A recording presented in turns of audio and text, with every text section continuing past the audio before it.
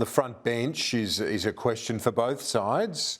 What's it going to look like afterwards? And it's a question that's been put to the Prime Minister and the opposition leader when you interviewed him there in Launceston just an hour or so ago, Andrew.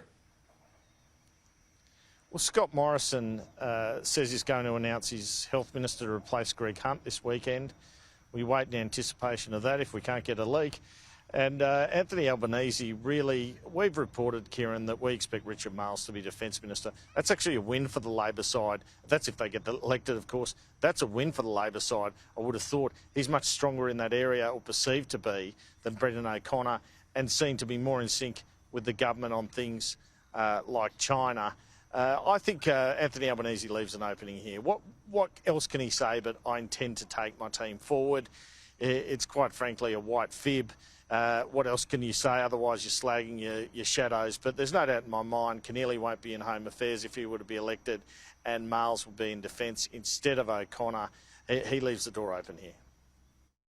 I expect you to, if you were elected, to make Richard Marles Defence Minister. Is that fair? No, well, look, I expect that people will fill the current positions that they hold. So Christina Keneally's Home Affairs Minister and Brendan O'Connor's I expect rock solid guarantee. No, well, that's my starting point. That's my starting point.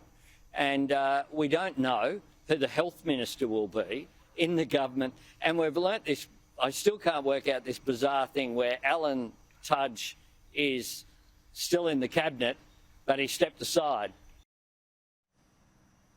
Now, Andrew, you've been saying to me for a while you think that when the campaign comes around, there's every chance that news poll tightens. It's exactly what we've seen. And another point off the primary today. Yeah, quite an almost, again, arrogant response here from Anthony Albanese. I asked him in the press conference this morning, and he says, well, if we're at 37, you'll be saying on election night we're winning, essentially. And I say back to him, well, actually, I think I'll be saying it's too close to call. He obviously believes he can win a majority with 37% of the vote. As long as the coalition's 36, I'm sure that is possible. What's much more likely in that scenario is a minority government. The worrying thing for him is the trend is not his friend. He was at 41 just 3 weeks ago. But Anthony Albanese's still seeming confident here. The government's accused you of trying to fly under the radar and skate into office, and you've lost 4 primary points in the Labor vote in the past 2 or 3 weeks.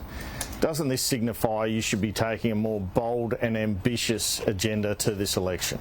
We have a bold and ambitious agenda. We have an agenda for the next term that compares with the government's agenda that looks like that. It's a blank sheet of paper. They had nothing to say in their budget 2 weeks ago about Australia's future.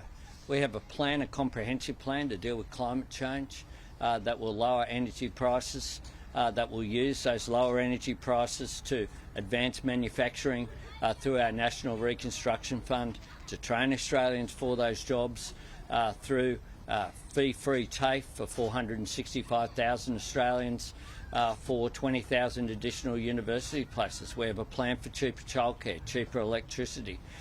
We have a plan to have more secure work, which is better paid. So why is your vote weakening?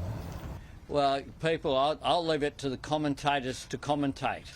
But if we receive the same outcome that we received in the poll today, what do you think you'll be saying on Saturday night, May 21? Now, Kieran, a final thing I wanted to point out, the Labor Party is putting out appeals to its members for community donations. Yesterday, when the campaign was called, my understanding is, and these are like $20, $10 donations and the like, my understanding is that Labor broke its record for such donations. They raised $140,000 through these small donations yesterday. They've been crowing internally about it, and I confirmed that today. And I wanted to show this email from Bob Nanva, the General Secretary of New South Wales Labor, to its members.